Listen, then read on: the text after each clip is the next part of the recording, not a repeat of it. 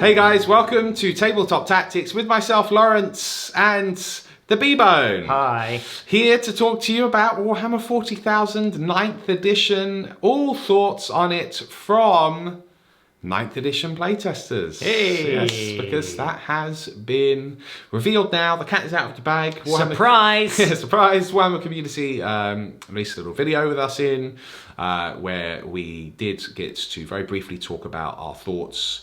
We were mainly covering the Crusade system, generally, of course, in that video. But yes, it is official. We are, in fact, 9th edition playtesters. We've had the incredible honor of playtesting the new edition and various things to go along with it for a while now. Yeah, it's been a while. It's been a while. Yeah, so we haven't playtested anything previously, like we haven't been part of 8th edition or anything like that. So it was a new, daunting and incredibly exciting experience, venture if you like. And so we're going to talk a bit about that. So we've got several topics to talk about with 9th edition. Now obviously we can't reveal anything today that hasn't already been previewed by Warhammer community. We are of course not going to steal the thunder, and we are not allowed to. We're not allowed, yes. So to go with that, that means that if you do have any very specific questions about 9th edition and how it works, or perhaps how your faction may be affected, or what changes are coming, you can ask those questions, but we can't answer. So there's no point in asking them. Don't ask us what the points of a Lehman Russ battle tech, for example. No, we can't tell you. Can't tell you anything which hasn't been previewed on Warhammer community already. However, what we can do, and which many of you have been requesting, is give an overall opinion on the things which have been revealed. Yes. You know, why is it going to be good, or will it not work? I can tell you right now that everything, in fact, will work extremely well. And that is because, actually, let's talk about the playtesting experience. Yeah. We have absolutely playtested this thing to the hilt. Big time. You know, this is, you know, if there's any stigma out there that I'll do GW playtest, yes, they absolutely do. I don't know if that's what they've always done, you know. But they have with this edition. But they have with this edition, and we're not the only team to be involved with the 9th edition playtesting. As you would have seen on the Warhammer community video, that there are quite a few playtesters out there. And that wasn't all of them either. So, you know, things that perhaps we might have missed, others can pick up, but certainly it has been rigorously playtested. So, I was just going to say, like, just speaking of teams, obviously half our team can't be here because of lockdown. We're still in lockdown here in the UK. But I want to take this opportunity to give a shout out to Chef and Beard as well, particularly Chef and yourself, because Chef and Lawrence really have done the majority of the heavy lifting on the feedback that we've been giving, which makes sense. You know, Chef is an absolute wizard when it comes to remembering rules. He's very analytical with his process. He's got a weird sort of... It's almost like a photographic memory. Photographic memory, exactly, when it comes to it. And you've played the game for generations, through all of the editions. And so it's not like both Beard and I have done nothing, but these guys have definitely done the heavy lifting. It's just kind of worked out like, with my job, I've often been, you know, writing the Dungeons and Dragons campaign or writing up narrative campaigns, and so my extra time generally is focused on those sorts of projects. So although you've used more Beard and I as like a sounding board, that's right. You and Chef, you know, it's a real shame Chef can't be here, because he probably deserves to be sitting here more than me, and I'm more than happy to admit that. So accolades to you, Chef. I'm sure you will be watching this. And here, have some accolades. Oh, thank you. You take them. You guys have done a fantastic job. Well, look, it still has been, despite that, collaborative process. Of course. We can give you a bit of an indication now, an idea of how that process works. So, effectively, as playtesters, we receive books, rules, information, data, points, of course, and you know, all of the associated things which can go with balancing a game. So you know, we're not just getting a little excerpt. Of course, we are getting all of the data we need, and we are given deadlines on submitting feedback, and of course we are given then opportunities to playtest these rules to the hilt. Now, I can absolutely assure you that that's exactly what Chef and I have been doing, and we've really gone through these things, with a fine-tooth comb. Yeah, fine-tooth comb. We really have, and it's been really great, because the first thing that I will say is that Games Workshop, working with the rules team, they've been incredibly responsive. I'm just going to say, I was surprised is almost the wrong word, but I was. Like, they were so helpful, and they were really interested in everything that we had to say. Yeah. So it when we go back to, is the game really play tested? It's not like a token gesture, so they can say, oh no, we play tested. No. They really, really do. They're really interested in making this game as balanced as possible for you guys. Yeah. One thing I think we should mention as well is we came in a little bit later, so we weren't involved in the actual core rules of the game, but we've been involved since with like codexes and the armies and all that sort of stuff. But what I can say is that the core rules were already so solid. And this is, as you've already sort of gathered, this is a progression of 8th.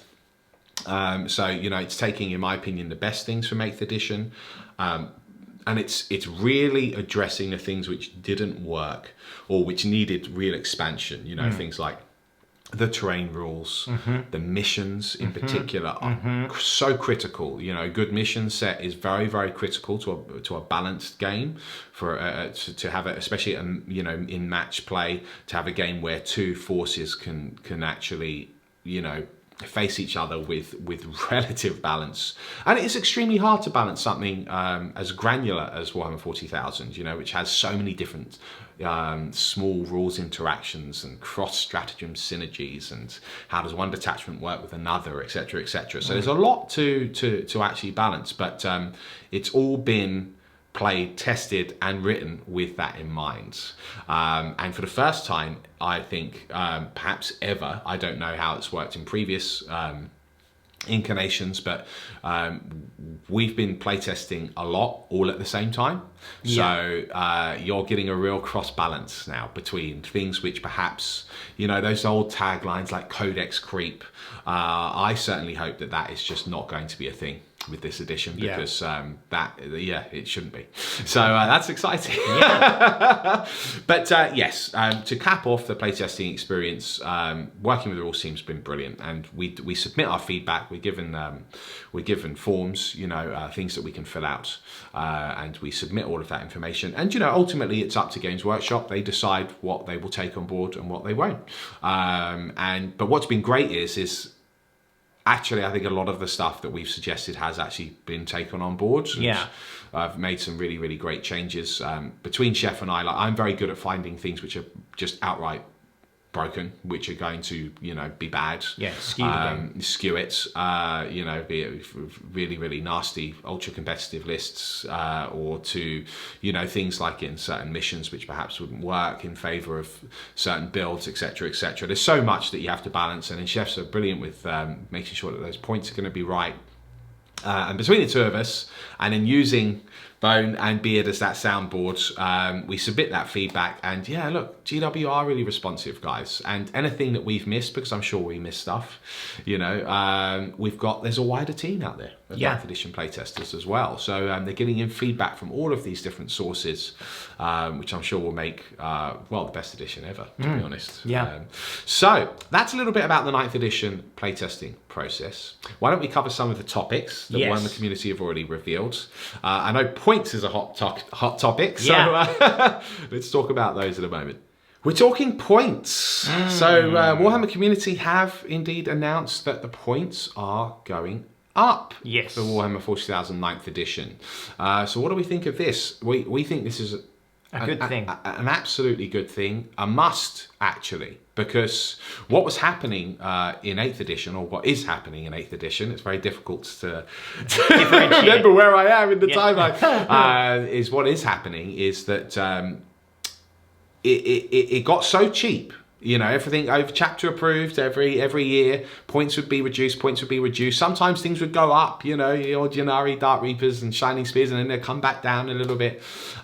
Is that you would pack in so many models, you know, especially for that 2,000 point game, which is now called Strike Force, 9th edition, that the games would play longer. You know, the games were getting longer. And that's not necessarily a bad thing off the bat, you know, like playing a big game of Warhammer 40,000 is awesome. Yeah. But particularly with things like match play, where the points were getting cheaper and cheaper, it was a lot harder to get really granular with them to show the disparity or the difference in power level between certain types of units. So when things are more expensive, it's easier to get, you know, a middle or an upper middle or a lower middle, you know, in between. Whereas everything gets cheaper, it starts to become too hard to actually point things, you know, efficiently and accurately. So that's one benefit of having the points go up. Yeah. The second benefit is it's actually good to have the game play a little bit faster. Now it's not all of a sudden, you know, a 45-minute game. No, it is not. But what it absolutely is a faster, slicker game that will mean that you don't have quite as many models. You know, like I think Stu Black over on the Twitch stream when he was talking about it, said that effectively his Space Marine army has lost out on a squad now, you know, at 2,000 points. That's a pretty good, it obviously does depend on the sorts of units that you're going to bring anyway.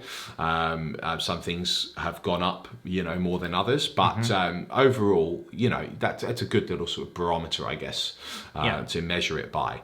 And what that means is that ultimately, if the games can play faster and you're at something like a match play tournament and so forth, it means that more games should be finishing on time, which is good. Yeah, and you know, actually, a lot of people, especially high-level competitive players, will say, "Well, I was always finishing my games on time anyway." Absolutely, great, good for you. But there were certainly lots of people that weren't. Yeah, and this will help them finishing the game, because ultimately you should want to be able to finish the game in 3 hours. You don't want to suddenly have like you don't finish the game, you know. So there's something not cool about that. No, well, you haven't finished the game, have you? You know, that's it. So playing a little faster is absolutely a good thing. Yeah. Which now that we've spoken about getting into the granularity of the points and being able to point things more efficiently, because things have overall gotten a little bit more expensive. And we've spoken a little bit about the speed of the game and how that can speed things up. That will bring us into the next topic. Yeah. Table sizes. That is a hot topic. So the reduction in table sizes is obviously a guideline. Yeah. So you're going to be able to play on whatever table you want, and you were kind of able to do that anyway. These are recommended. Yeah. But I would recommend following this recommendation. One thing we've been talking about is making the game more streamlined, and what the points do as well with that is when you're building your lists, it makes you make smarter choices around things. You can't have all of your toys, which I think is actually better. It's been funny, we started playing 1,500 point games, not because of we knew, although there was a part of us that go, but it wasn't because of that, it's just because of the timing restrictions that are placed on us at the moment. But you will have seen with our 1,500 point games, it feels much more on a knife edge. It really does come down to like tactical choices and all that sort of stuff. And if you lose a key unit, it's a lot more devastating because you don't have 3 more of them. Do you know what I mean? And that makes the game, in my opinion, more tactical and a lot more exciting. Reducing the table sizes will help with this as well. I think one of the things that really excites me about reducing the table sizes is combat armies. It's going to be easier for them to get across the board. That's correct. And it makes them a more valid choice again, because let's be honest, 8th edition was very much a shooting edition. Yeah. You would have all these fantastic combat units, and it was much more difficult to get them into combat. Yep, especially if you're playing against a very fast-moving army, like a lot of the Eldari ones are. They've got the full width of that, 6-foot boards, 6x4 boards to just go fly and hide in a corner, redeploy in this corner, etc., etc. Your foot slogging, your combat bomb across the table. Yeah, and you know what? Just doesn't. That's not that fun, is it? No. Having to just run into guns and you're never actually going to get there. Well, having a little reduction in the table size, especially from that match play point of view, Makes a lot of sense, guys. Yeah. Now, does this mean that you should go out and cut your 6x4 mats if you've got some mats, or your Realm of Battle table? No, of course not. You don't have to do that. No. Play on the 6x4. You know, go for it.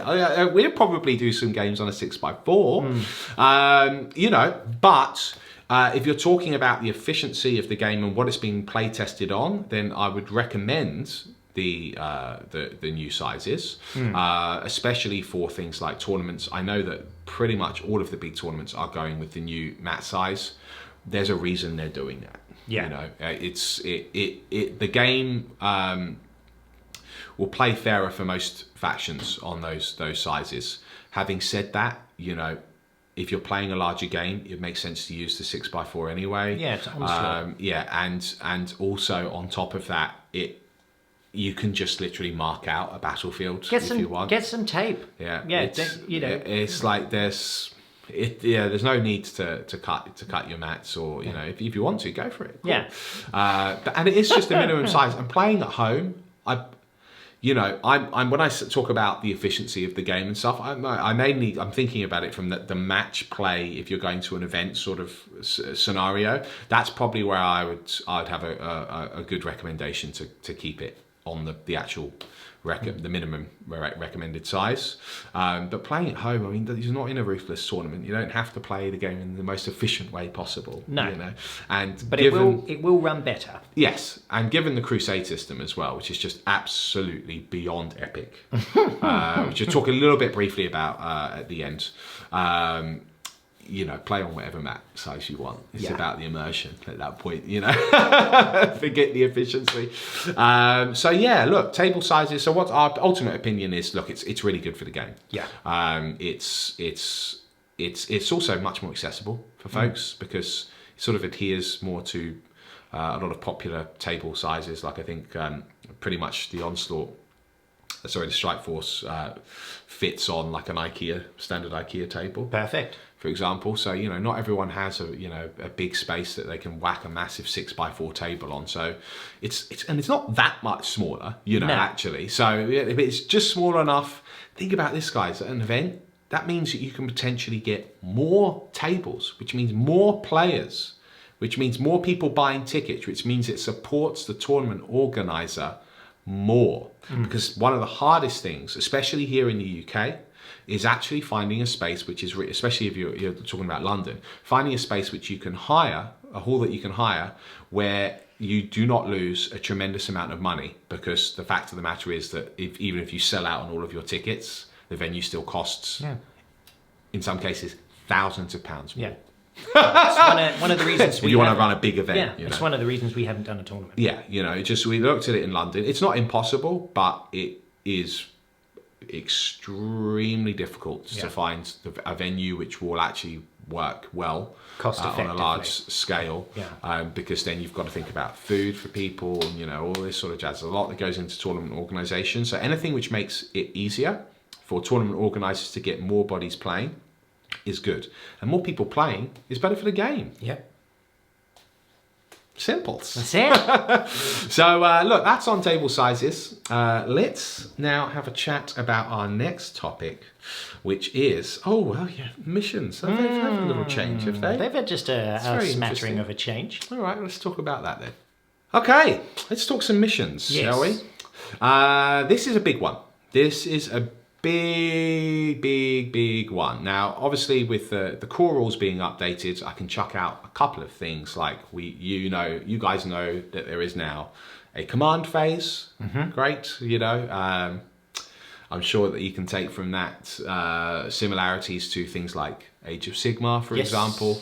Having something like a command phase is extremely useful, because there are a lot of odd, out of turn or in between phase or strange things that have perhaps happened in previous editions due to very special rules, which that can now actually be put into a new phase. And you can get, it's almost like, you know, you can get a lot of the admin done, you know, your setup stuff done in a command phase. So that absolutely makes sense. I can't really say much more about it than that, but more will be revealed soon, I'm sure. But with the missions, that is ultimately how you're going to play the game. you know.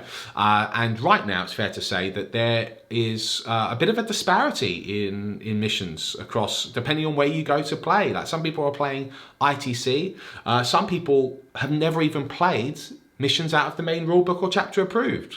Literally, never even played them. They only play ITC, which is fine. But wouldn't it be cool if everyone was on the same page, and if you wanted to play Joe from across the pond, who's playing Bill from over here, they're both playing the same mission set, so there is no learning curve between the two. You know, that would be cool. You know, and a streamlined system, but not so streamlined that it doesn't have all of the detail that you would want. Because there's a lot that's great about ITC missions. There's a lot that's great about things like ETC missions. For those of you who don't know what ETC and ITC are, you've got the independent tournament circuit, which is, they're basically tournament missions. And you've got the European Team Championships, which is, I think actually changed now recently. But they've got their own mission set as well. They are both, and then you've got the Nova missions, you know, you've got Adepticon, you've got all sorts of other formats which are going on, which make the game more complicated, actually. Now, what all of them pretty much have in common are secondaries. Yes. Secondaries which are granular, and by that I mean you can pick them and you can tailor them for your army, for who you're playing against, for, you know, the various factors that go into facing someone on the battlefield. Now, for the first time, we have that in Warhammer 40,000, and my goodness, do we have a wealth of missions available for every type of game that you play, not just tournament games, you know, but your narratives, for all sorts of ways to play the game. You've now got the ability to build a mission parameter for yourself. That will be really, really cool. Yeah, I really like, there's a couple of things I really like about the new system, especially when we're looking at matched play. Often, especially if you're playing the chapter approved missions at the moment, you've kind of got to build your army towards the mission. That's right. Whereas now you can keep on a theme that you want to do for your own army. That's right. And actually, the mission, you can use the secondaries to complement your army's playstyle. That's right. Which I think is you're going to see lots of different sorts of armies on the boards because of this, which is variety is the spice of life, which is really cool. I really like the capped point system as well. Main reason being there are some armies which are slow burn armies, and you don't see them as much because they can't get across the board quickly enough to get the board control to control everything. You know? Exactly. So you know it gives different armies more of an opportunity to compete, which is a really good thing, right? So again, we're going to see more variety, and it's going to allow you to play more of the styles of armies that you want to play, which is really cool. I like how so we're talking about like a more of a streamlined mission parameter. Like the deployments are all now tied to the particular mission as well, which I think is really cool. Recommended objective placement. Yeah, all that sort of stuff. Which I think makes, again, it's more like a common language within the missions that everyone can speak and understand, regardless of where you're from in the world, how you play the game, or the sorts of armies that you want to play. There's room for all of it, which I think is a really, really, really exciting thing, because again, you're just going to see more variety, and that excites me. And well, that's it. And yet with that, you still needs to be smart with how you build your army. You know, if you skew it in one direction too hard, and you don't have a balanced force, then the missions, you know, won't favour you. You know, so when you're getting into the real intricacy of picking your secondaries and building your list, like if you want to get really tactical, you absolutely can, and you absolutely should. You know, and I've seen some comments about why don't I just take, you know, 1 million heavy support choices or something, you know. You can do that, but you'll find that you might struggle, because if it's skewed one way, you might struggle to be able to achieve all of the parameters in all of the missions that you're likely to be able to face. So But you can still, here's the thing, you can still run that and tailor the secondaries towards yourself. So it is, as Bone says, it is really cool. Like you can absolutely run any type of army and make it work for you mission-wise, but you'd still be wise to create a balanced force where possible.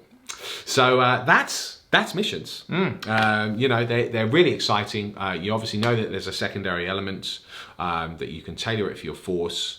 And that ultimately now, I think this will probably be the dawn of everyone playing from the same mission sets, which is absolutely awesome. So I know ITC, for example, have said that they'll be using the new GW missions apparently. So great. Yeah, obviously they might change their mind on that. I don't know, but as far as I know, that's what they've said. So look, that's missions. Let's now have a chat about command points. CP, command points, the thing which 8th edition was the herald for, and now 9th edition has taken further. Yes, an evolution. An evolution of the command points.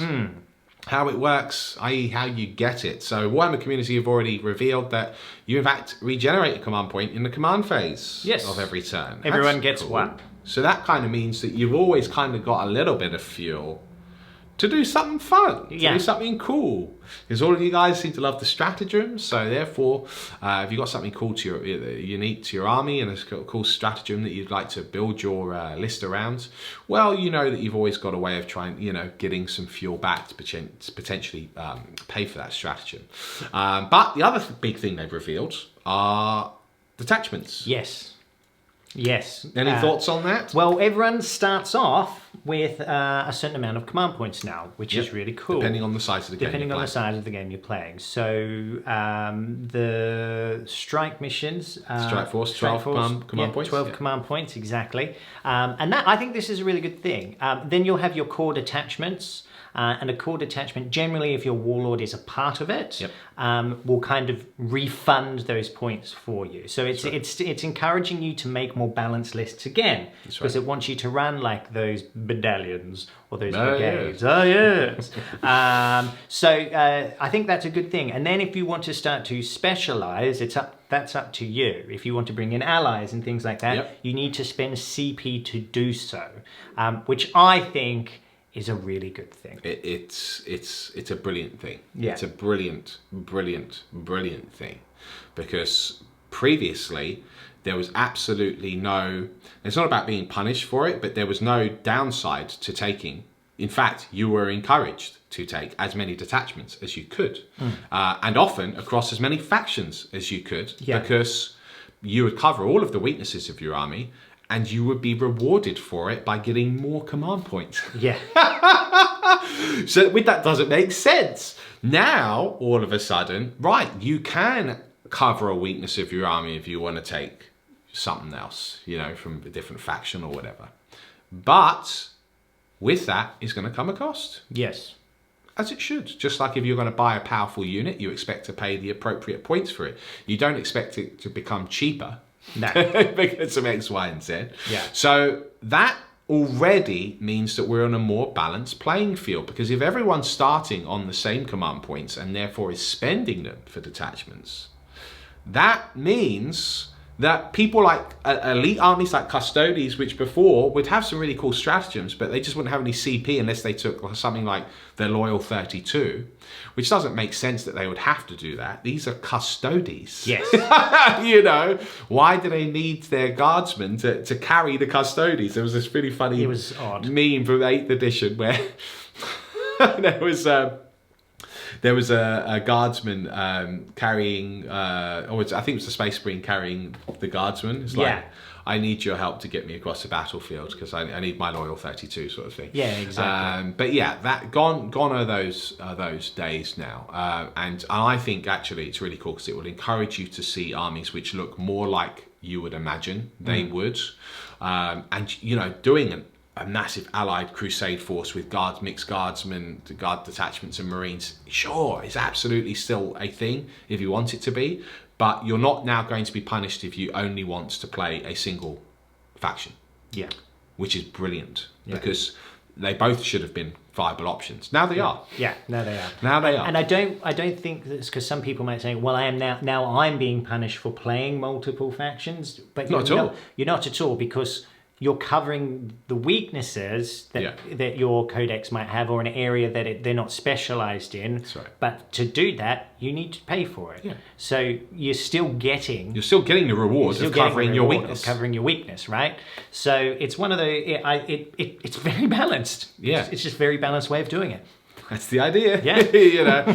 So that's a little bit about command points. Obviously, we can't go across. There's so many cool things. I can't wait for you guys to see, you know, with the stratagems and so forth. But you'll find it's a lot more refined now, and I think hopefully a lot of the shenanigans of like cross-faction stratagem synergy abuse will not be a thing, or certainly nowhere near as easy to achieve. So look, that's command points.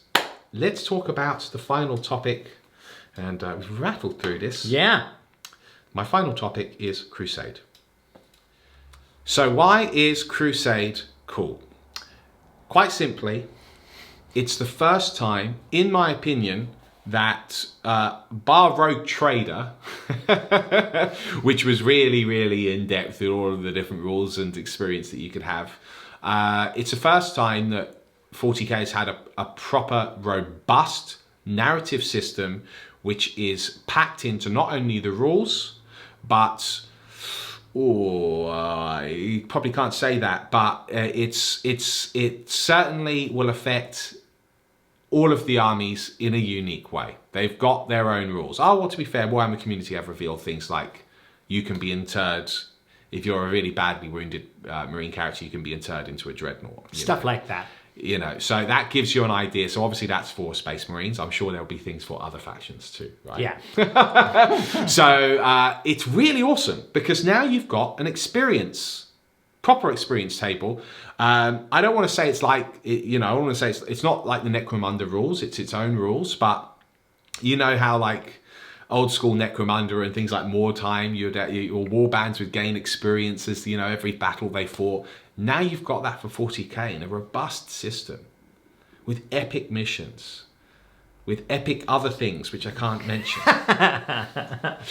It's just very cool. It's very cool. So it will make things like filming our narrative reports brilliant, because we've now got the extra layer of when the Endonian genome fought in this mission, we'll update all of their experience for the various people.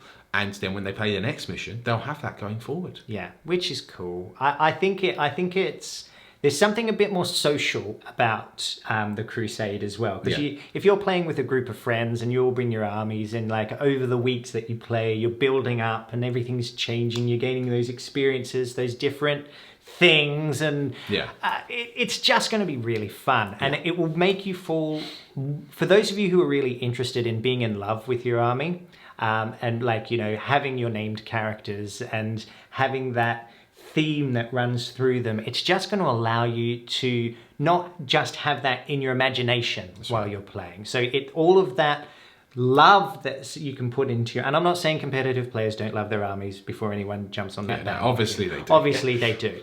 But what I mean is, like, for example, with my armies, like, I have names for all of my characters, they have backstories, and now I can actually live them through a rule system, which I think is a really rewarding experience. Yeah. And it's probably, I can see it fastly becoming my favorite way to play the game. Yeah, that's just me personally. Yeah, but it's however you want to play the games, great. Yeah.